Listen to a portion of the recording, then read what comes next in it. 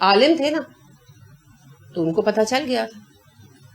تو ان کو کیسے نہیں پتا تھا؟ بخوبی پتا تھا, بخوبی پتا تھا.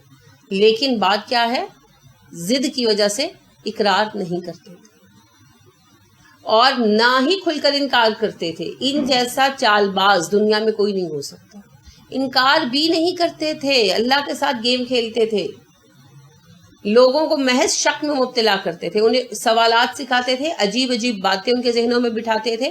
یہاں تک کہ آپ نے پڑھا نا, اللہ نے سورہ بقرہ میں ہی صحابہ کو روکا کہ کیا تم چاہتے ہو تم اپنے نبی سے اس طرح سوال کرو کما سئل موسیٰ من قبل, جیسا پہلے موسیٰ سے سوال کیے گئے.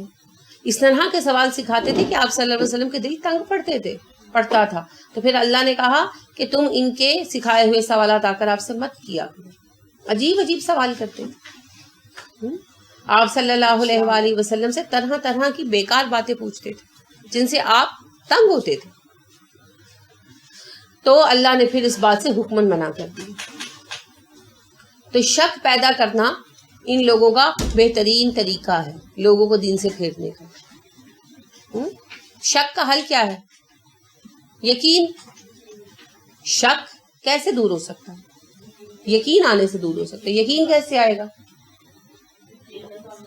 قرآن پڑھنے سے. آج آپ دیکھیں ہر مسلمان کو شک ہے نا, ہے کہ نہیں ہے؟ بچے طرح طرح کے سوال پوچھتے ہیں نا. کیوں ہے یہ شک؟ فرقہ بازیوں کی وجہ سے. ہمارے درمیان شک پیدا کرنے کے لیے ہی گروہ بندیاں کروائی گئی. کسی کو پیسے دے کر بگاڑا گیا اور کسی کو یعنی ویسے ہی غلط رجحان دے کر. کئی لوگ ایسے ہوں گے جو مخلص رہے ہوں گے لیکن ان کا آلہ کار بن گئے, کیونکہ جو ہمارے فقہا تھے, بڑے بڑے فقیہ تھے, جیسے جنہیں عام طور پر امام کہا جاتا ہے, امام مالک یا امام شافعی وغیرہ, ان لوگوں نے تو دین پر کام کیا. جو چھوٹے چھوٹے مسائل ہیں اور ان کے بارے میں 100% دلیل نہیں ملتی, انہوں نے اپنی رائے سے کام کیا جا سکتا ہے, کوئی حرج نہیں.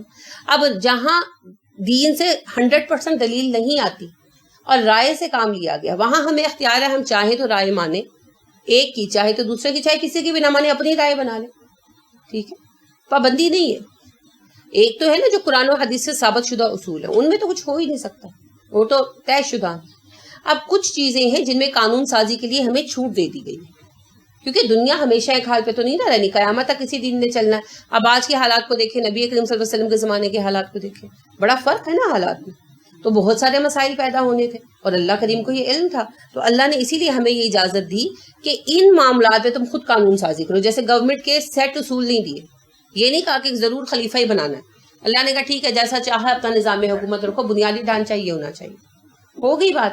اب ہم اس میں چاہے پارلیمنٹیرین سسٹم رکھیں اور چاہے جو ہے پریزیڈینشل رکھیں, چاہے جمہوری نظام رکھیں, ہماری مرضی ہے, بس ہم نے اپنے بنیادی اصول فالو کرنے.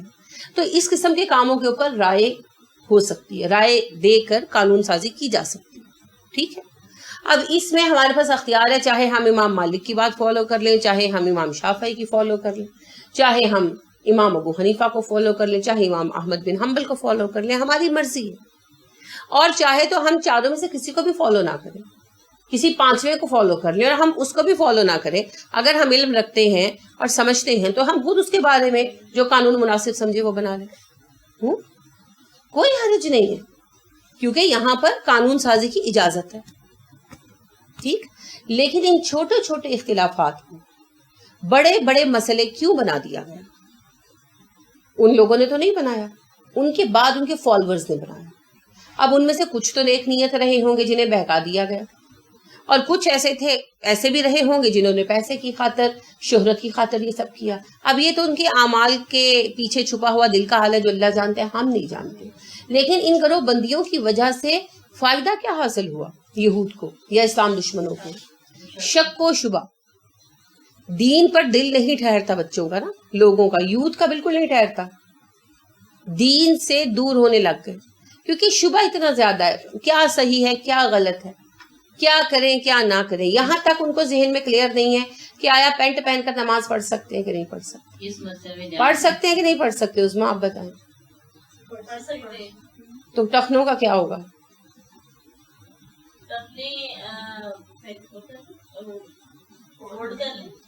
ضروری ہے؟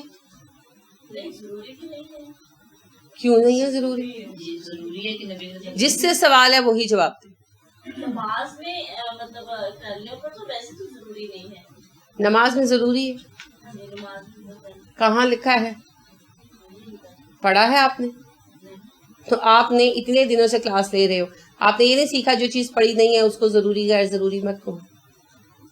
آپ نے کہیں حدیث میں پڑھا ہے؟ سنی سنائی بات کے متعلق نبی کریم صلی اللہ علیہ وسلم نے فرمایا انسان کے جھوٹا ہونے کے لیے اتنا کافی ہے سنی سنائی بات آگے پہنچایا, مت پہنچایا کرو.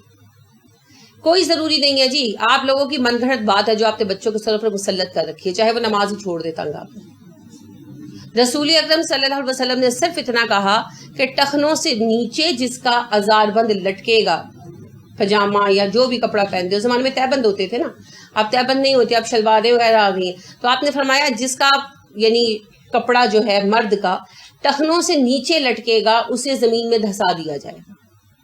ٹھیک ہے, یہ سزا ہے اس کی. اب بات یہ ہے کہ ٹخنوں سے نیچے آنا منع ہے, ٹخنے ننگے کرنا سنت کا حصہ نہیں ہے. بعض صحابہ احتیاطاً ٹخنوں سے اونچا کر لیتے تھے.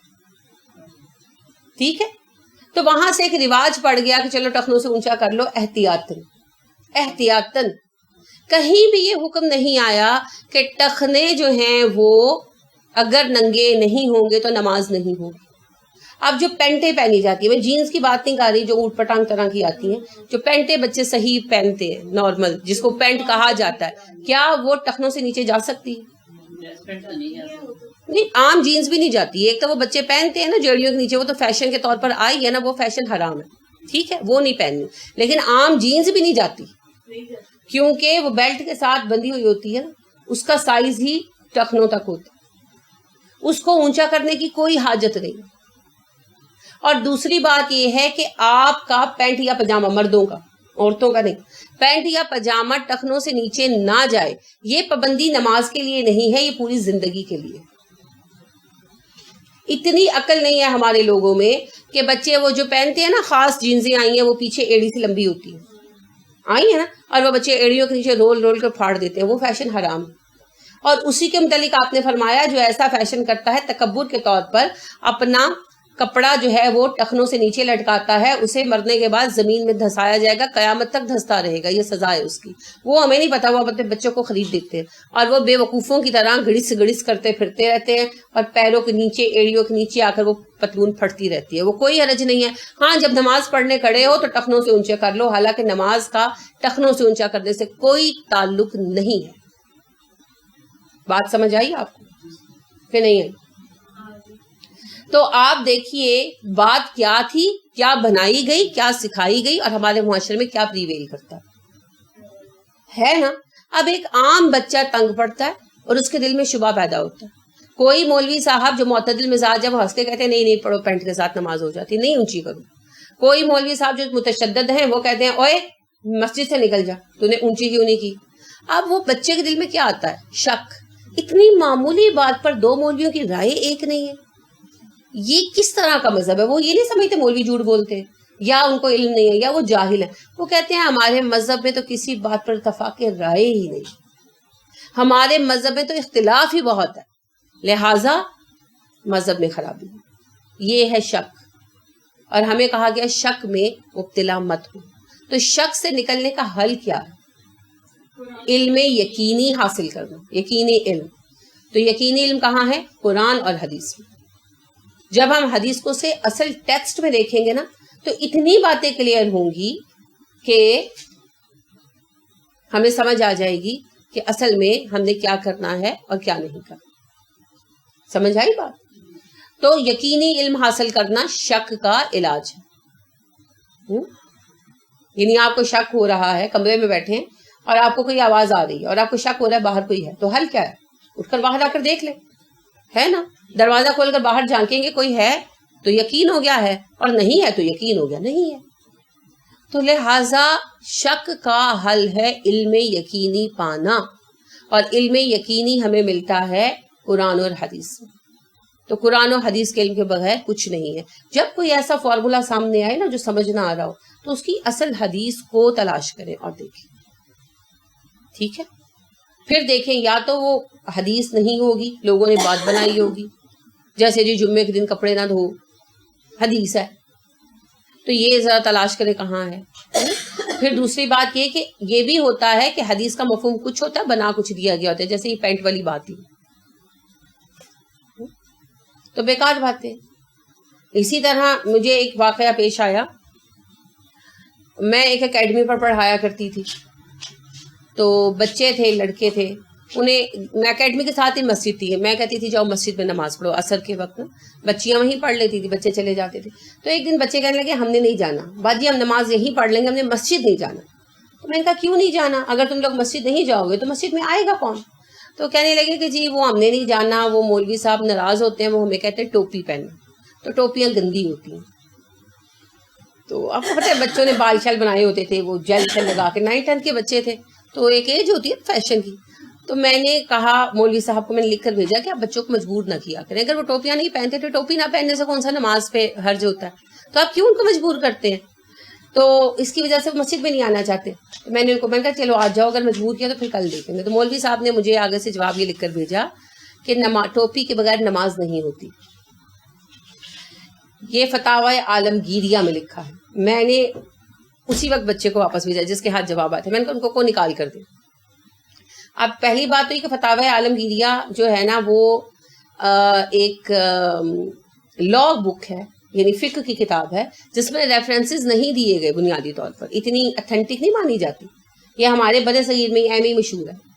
دوسری بات یہ ہے کہ فتاوی عالمگیریہ کی جلد کا انہوں نے وہ پیج نکال کر دیا, اور یقین کریں اس پر لکھا پتہ ہے کیا ہوا تھا, ٹوپی پہننا یا پگڑی پہننا ضروری ہے کہ نہیں مسئلہ, اور نیچے لکھا تھا اگر کوئی نمازی ٹوپی یا پگڑی نہ پہنے تو بھی نماز ہو جائے گی.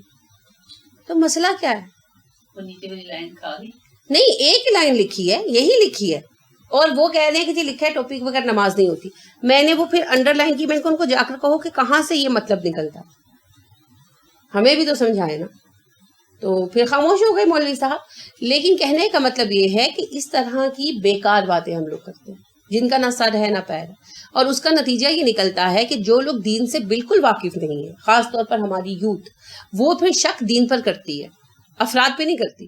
وہ سوچتے ہیں شاید دین میں یہ گڑبڑ ہے, حالانکہ گڑبڑ دین میں نہیں ہے. دین تو قائم ہے, اسلام دین قیم ہے نا, قائم دین ہے. اس میں کسی چیز کے لیے دو باتیں نہیں کہی گئی, ہر بات کا ایک ہی حل بتایا گیا ہے, one and the only absolute solution.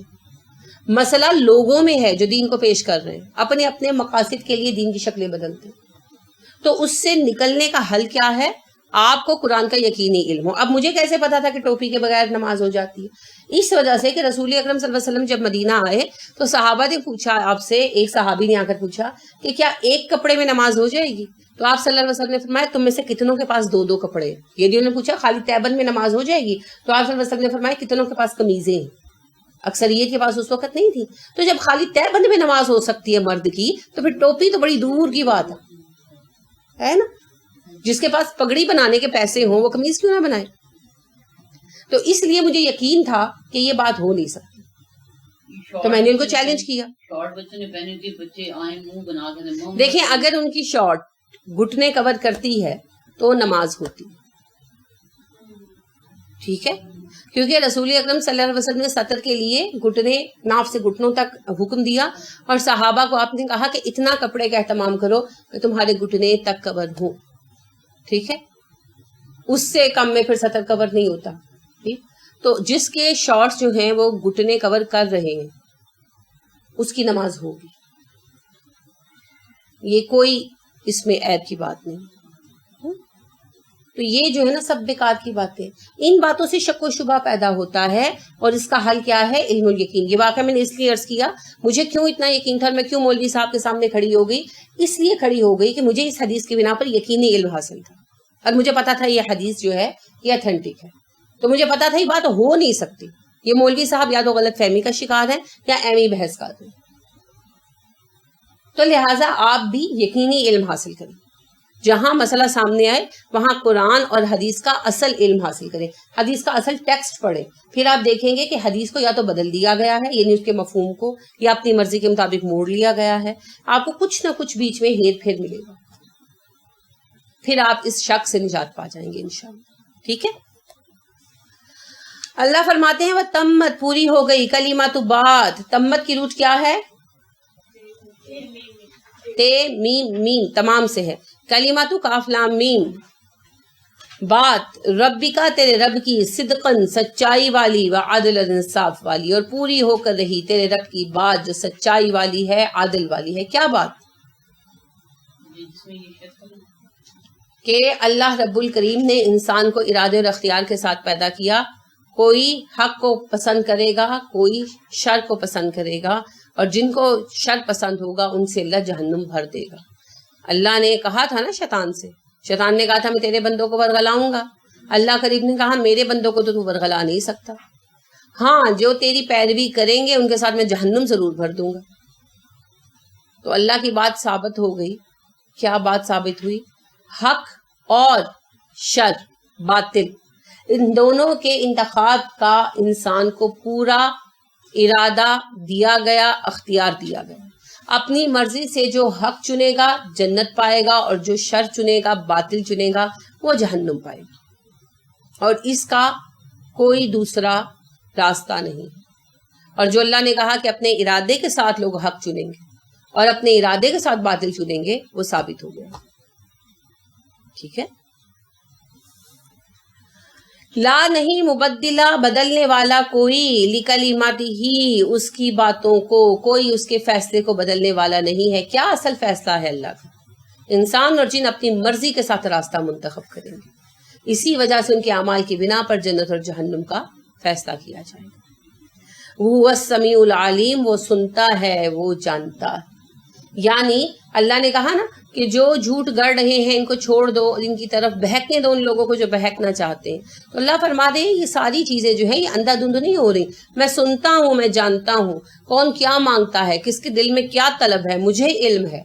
لہٰذا اس علم کے مطابق ہی فیصلے کیے جاتے ہیں. کسی کو بھٹکنے کے لیے چھوڑا جاتا ہے تو وہ بھٹکنے کا ہی مستحق ہوتا ہے، اور کسی کو ہدایت کی راہ پر لگا دیا جاتا ہے تو وہ ہدایت یافتگی کا ہی مستحق ہوتا ہے. میں دلوں کے حال جانتا ہوں، میں علیم.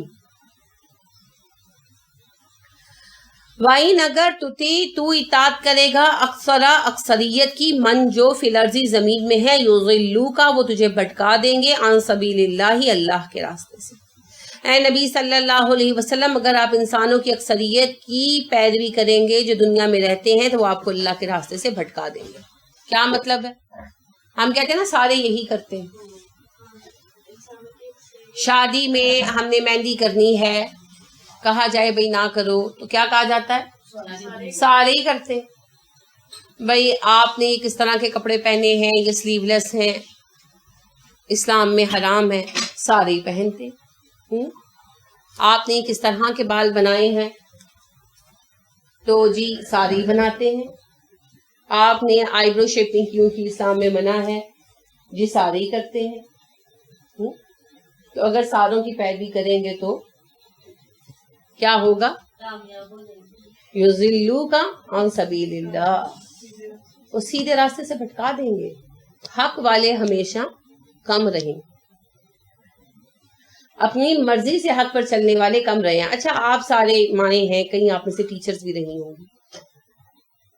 ماں کی حیثیت سے دیکھ لیں کتنے بچے خود پڑھنے والے ہوتے ہیں، ہے نا؟ کوئی ایک آدھ بلیسڈ بچہ پورے خاندان میں سے ایک آدھ، ساروں کو ڈنڈے مار کر پڑھانا پڑتا ہے نا. اسی طرح کھانا آپ دیکھ لیں، اچھا گھر کا کھانا کون بچہ پسند کرتا ہے؟ گند سارے کھا لیں گے، چاکلیٹس لا دو، کرسپ لا دو. اور آپ کھانا بناتے ہیں، کچھ بھی پلاؤ بنایا ہے بڑا مزیدار، بریانی پکائی ہے، نہیں کھاتے شوق سے، مار مار کے کھلانا پڑتا ہے نا. تو ان کو رکھنا پڑتا ہے ٹریک پر. اسی طرح آپ دیکھیں، آپ چھوڑ دیں بچوں کو تو سارے بچے کیا کرتے ہیں؟ رات کو 2 بجے تک جاگیں گے، ٹی وی دیکھیں گے، آئی پیڈ دیکھیں گے، نیٹ پر کام کریں گے، اور صبح 2 بجے اٹھیں گے. تو رات کو ٹائم پر سوئیں، نماز پڑھ کر سو جائیں، اور صبح فجر کے وقت اٹھیں. کتنے بچے ہیں ایسے؟ ڈنڈے مار کے کرانا پڑتا ہے نا، صبح پانی کے چھینٹے مار کے اٹھانا پڑتا ہے تب اٹھتے. فطرت ہے نا. اکثریت کیا پسند کرتی ہے؟ عیش. کیونکہ ہر انسان کا نفس کس طرف جاتا ہے؟ عیش کی طرف. اچھا کتنی خواتین ایسی ہیں جو اپنے گھر میں کام کرنا پسند کرتی ہیں. کتنی خواتین ایسی ہیں جو شوہر کی بات ماننا پسند کرتی ہیں, ہے نا, ڈنڈے مار کے منوانا پڑتا ہے, چاہے وہ ڈنڈے مائیں مارے, چاہے وہ شوہر مارے, چاہے وہ ساسیں مارے. ایسے ہی ہوتا ہے نا, فطرت ہے, انسان کی فطرت ہے. لہٰذا رسول اکرم صلی اللہ علیہ وآلہ وسلم نے ایک دفعہ صحابہ جو تھے نا کہیں کیمپ کیا, آپ کے ساتھ تھے, تو یہ جو ہوتے ہیں پیلو کی جاڑیوں کے جڑ بیریاں ہوتی ہیں, ان کے بیر چننے لگے. تو آپ صلی اللہ علیہ وسلم نے کہا, وہاں پر پیلو کی زیادہ ہوتی ہے تو ان کے بیر کی طرح کا پھل ہوتا ہے, بیریاں ہی ہوتی ہیں, تو وہ ان کو وہ چن رہے تھے. تو آپ نے فرمایا جو کالے کالے سے ہو نا وہ میٹھے ہوں گے. تو صحابہ حیران ہونے کا کہ اللہ کے نبی صلی اللہ علیہ وسلم آپ نے کبھی بکریاں چرائی ہیں, کیونکہ وہ عام طور پر ایسی جگہوں پر بکریاں چراتے تھے نا, تو ان کو پتا ہوتا تھا. تو آپ صلی اللہ علیہ وسلم نے فرمایا کہ ہاں, جب میں مکہ میں تھا اور میں چھوٹا تھا تو میں بکریاں چرایا کرتا تھا آدھے کی رات کو. تو اس حدیث پر ابن عباس تبصرہ کرتے ہوئے کہتے ہیں کہ ہر نبی نے بکریاں چرائی ہیں, ہر نبی نے بکریاں چرائی ہیں. ابن عباس کہتے ہیں ہر نبی نے بکریاں چرائی ہیں, اس لیے کہ بکری وہ واحد جانور ہے جو مالک کی رضا پر نہیں چلتی, کبھی ادھر جاتی ہے کبھی ادھر جاتی ہے. تو انسان میں بھی یہی فطرت ہے کہ وہ اپنی منمانی سے ادھر جاتا ہے ادھر جاتا ہے. تو بکریاں چرانے سے پیشنس آ جاتی ہے اور منمانی کرنے والوں کو ہینڈل کرنا آ جاتا ہے, اسی لیے ہر نبی سے بکریاں چروائی گئی. تو کہنے کا مقصد یہ کہ انسان جو ہے نا فطرتاً منمانی کرنا پسند کرتا ہے اور اپنی منمانی کرنے کے لیے حربے استعمال کرتا ہے. جیسے بچہ اسکول نہیں جانا چاہتا, کوئی بچہ نہیں جانا چاہتا, تو کیا کرتے ہیں, میرے پیٹ میں درد ہے, اور اگر ماں اس چکر میں آ کے چھٹی کرا لے تو تھوڑی دیر بعد درد ختم ہو جاتا. اس طرح کی بہت ساری چیزیں ہوتی ہیں نا. آپ دیکھیے یہ انسان کی فطرت ہے. اگر ہم اس فطرت کے پیچھے لگ جائیں تو کیا ہوگا, سب گمراہ ہو جائیں. کیونکہ دین تو نام ہی پابندی کا ہے. دین کیا ہے, قانون, لا. اب دل تو چاہتا ہے کہ اس کے پاس جو اچھی چیز ہے میں لے لوں, لیکن دین کہتا ہے نہیں, اس کی چیزیں تم نہیں لے سکتے, خود محنت کرو کماؤ, اس کی چیز نہیں چھیننی. دل چاہتا ہے کہ جو مجھے شکست دے اس کو قتل کر دوں, لیکن دین کہتا ہے نہیں, مقابلے بازی میں کبھی ہارو گے کبھی جیتو گے, اپنے آپ کو زیادہ قابل بناؤ, اس سے آگے بڑھ جاؤ. جیتنے والے کو تم نے تکلیف نہیں دینی. دیکھیں یہ انسان کی فطرت میں نا, حابیل اور قابیل کا کیا مسئلہ تھا. حابیل کو کامیابی ملی جس پر قابیل دشمن ہو گیا. کیوں کامیاب ہوا بھائی, کیوں مجھے شکست دی, دشمن ہو گیا. تو اللہ نے یہی چیزیں ہمیں سکھائیں کہ اپنے اندر ضبط نفس پیدا کرو, لیکن اکثریت میں یہ چیزیں نہیں ہوتی.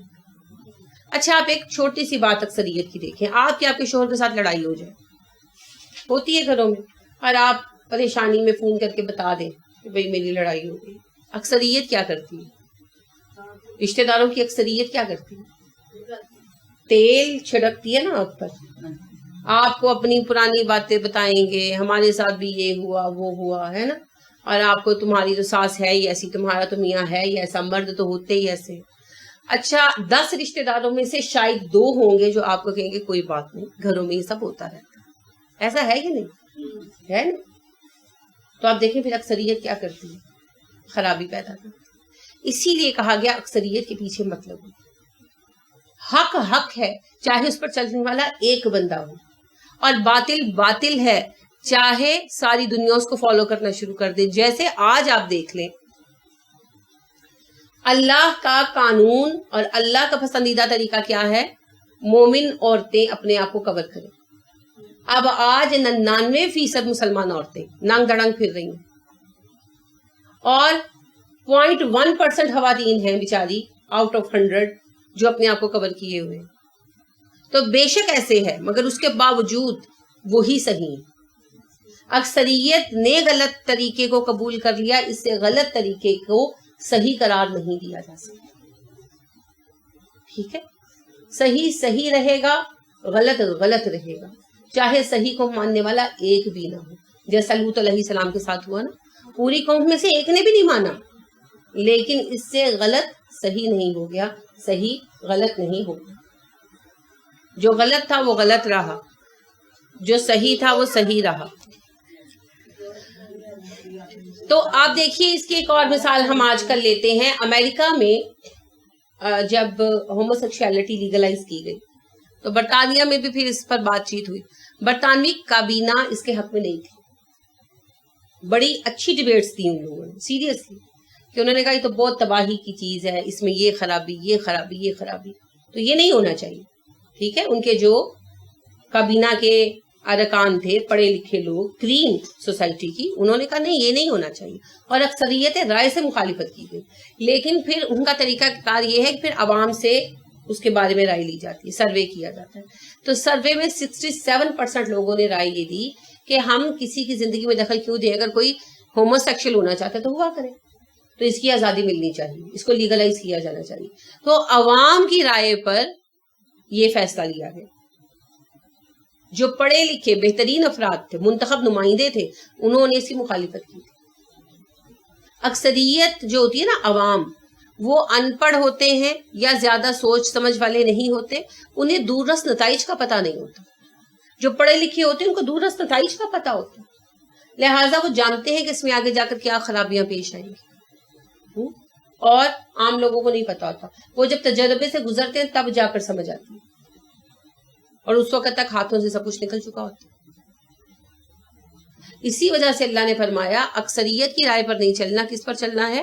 قانون پر, جو بتا دیا گیا.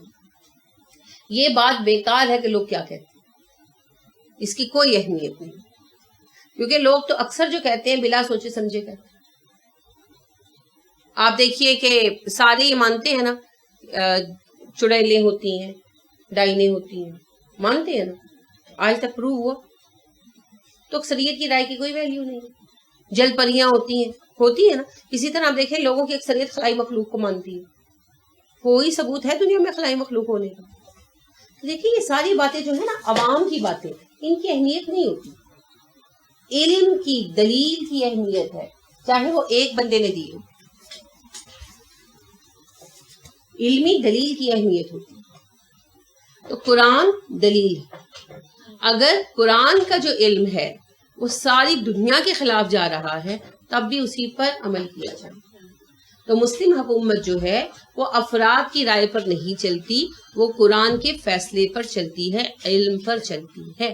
تو رسول اکرم صلی اللہ علیہ وسلم حاکم بھی تھے, نبی بھی تھے, تو آپ کو کہا گیا لوگوں کی رائے پر نہیں چلنا, بلکہ جو قرآن کا حکم ہے اسی پر چلنا. ان نہیں یتبعون, وہ پیروی کرتے, الا مگر الظن, گمانوں کی. لوگ تو گمان کی پیروی کرتے ہیں. کیا ہے گمان؟ سنی سنائی باتیں. جیسے ابھی ہم یہی دیکھ رہے تھے کہ نماز میں ٹخنے ننگے ہونے چاہیے ورنہ نماز نہیں ہوتی. کیا ہے یہ؟ کوئی دین کا حکم ہے؟ گمان ہے, اپنی بنائی ہوئی بات ہے, اسی کے پیچھے چلے جا رہے ہیں. اور علم کسی کے پاس نہیں, بے وقوفوں کی طرح لڑتے ہیں, بچوں کو مسجدوں سے نکال دیتے ہیں, یا اتنا ان کے ساتھ روڈ بیہیویئر کرتے ہیں وہ خود مسجدیں چھوڑ دیتے ہیں. اور اس بات کے پیچھے کیا ہے؟ کچھ بھی نہیں, کوئی حکم موجود نہیں. یہ ہے گمان. تو گمانوں کی پیروی کرتے ہیں, جو ذہن میں آ گیا اسی کے پیچھے چلتے ہیں. وَإِنْهُمْ, نہیں ہے وہ, الا مگر یخرصون, قیاس آرائیاں کرنے والے. ان کی حیثیت یہ ہے کہ وہ محض قیاس آرائیاں کرتے رہتے ہیں. خیر سواد, اس کی روٹ اندازے لگانا, اٹکل پچو سے کام لینا علم کے بغیر. تو اللہ فرماتے ہیں ان کی حیثیت تو قیاس آرائیاں کرنے والوں کی ہے. حقیقت میں ان کے پاس کوئی علم نہیں ہے, محض اندازے لگاتے ہیں, بیکار کی باتیں کرتے ہیں, اور ان سے کسی کو فائدہ حاصل نہیں ہو سکتا. تو اکثریت کس پر چلتی ہے پھر؟ گمانوں پر. اور یہ گمان کیا ہیں؟ اندازے, قیاس آرائیاں. ان سے کیا حاصل ہوگا؟ کچھ بھی نہیں. تو پھر ہم کیا کریں؟ ان کی قیاس آرائیاں اور اندازے چھوڑ کر علم پر چلیں. اور علم کیا ہے؟ قرآن اور حدیث. ٹھیک ہے, یہاں تک بات کلیئر ہوئی؟ پھر بتائیں آج کا کوئی سوال. کلیئر ہے بات؟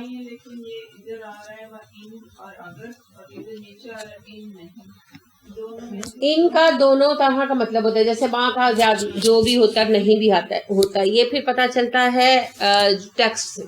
ٹھیک ہے, اور کوئی بات؟ سبحانک اللہم و بحمدک و نشہد ان لا الہ الا انت و نستغفرک و نتوب الیک. السلام علیکم و رحمۃ اللہ وبرکاتہ.